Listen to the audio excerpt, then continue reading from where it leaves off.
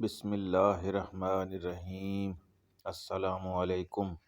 آج میں اللہ پاک کے پیارے نبی آخر زماں حضرت محمد صلی اللہ علیہ وسلم کی زندگی کے پیارے واقعات بیان کروں گا۔ آپ صلی اللہ علیہ وسلم تاریخ انسانی کے جامع و اکمل انسان ہیں۔ آپ صلی اللہ علیہ وسلم نبی اور رسول ہونے کے ساتھ ساتھ دائی، مدبر، قائد، خطیب، امیر ریاست، منصف الغرض زندگی اور معاشرے کے ہر پہلو کے اعتبار سے رہنما ہیں۔ دوستو، حلیمہ سعدیہ رضی اللہ عنہ آپ صلی اللہ علیہ وسلم کی برکتوں کو یوں بیان کرتی ہیں کہ ہمارا قبیلہ بنو سعد قحط میں مبتلا تھا۔ جو آپ صلی اللہ علیہ وسلم کو اپنی گود میں لے کر اپنے قبیلے آئیں تو ہر طرف سبزہ ہی سبزہ ہو گیا، درخت پھلدار ہو گئے، جانور بھی موٹے تازے ہو گئے۔ ایک دن میری پڑوسن نے مجھ سے پوچھا کہ اے حلیمہ، تیرا گھر پوری رات روشن رہتا ہے، کیا وجہ ہے؟ تو میں نے کہا کہ یہ روشنی آپ صلی اللہ علیہ وسلم کے نورانی چہرے کی وجہ سے ہوتی ہے۔ میری 7 بکریاں تھیں، ان کا دودھ خشک ہو چکا تھا، لیکن آپ صلی اللہ علیہ وسلم کا ہاتھ مبارک ان بکریوں پر پھیرا تو بکریوں کا دودھ بھی بہت زیادہ ہو گیا اور بکریاں بھی موٹی تازہ ہو گئیں۔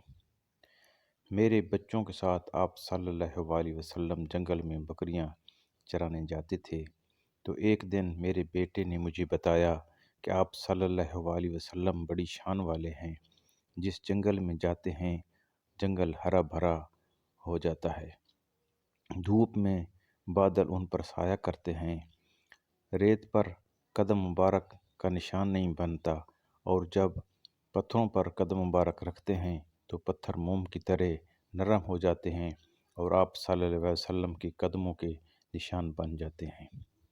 جب آپ صلی اللہ علیہ وسلم کی عمر مبارک 25 برس کی ہوئی تو آپ صلی اللہ علیہ وسلم کو صادق اور امین کا لقب سے پکارا جاتا تھا۔ آپ صلی اللہ علیہ وسلم اپنے چچا حضرت ابو طالب کے ساتھ تجارت کے لیے دوسرے علاقوں میں جایا کرتے تھے۔ آپ صلی اللہ علیہ وسلم کی عمر مبارک جب 35 برس ہوئی تو بہت تیز بارشیں ہوئیں، جس سے خانہ کعبہ کو کافی نقصان ہوا اور کچھ حصہ عمارت کا گر گیا۔ قریش مکہ نے سب قبیلوں نے یہ طے کیا کہ مکمل عمارت ہی دوبارہ تعمیر کر لیتے ہیں۔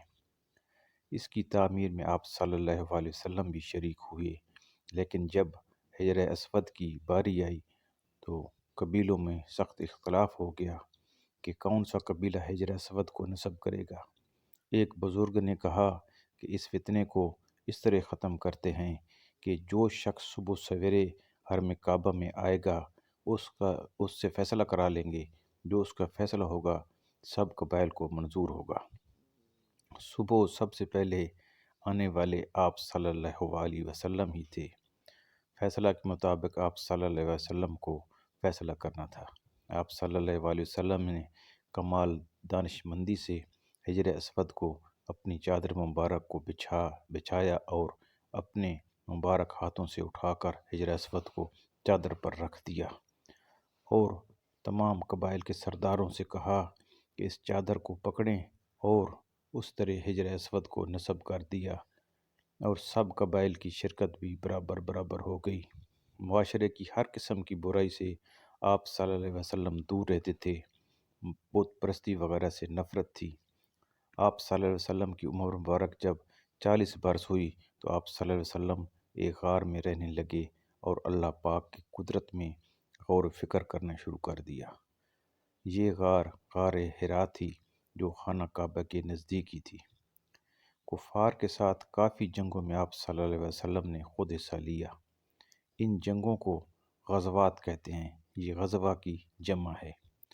اللہ پاک مجھے اسی طرح اپنے پیارے نبی صلی اللہ علیہ وسلم کی زندگی کے بارے میں بیان کرنے کی ہمت اور حوصلہ عطا فرمائے۔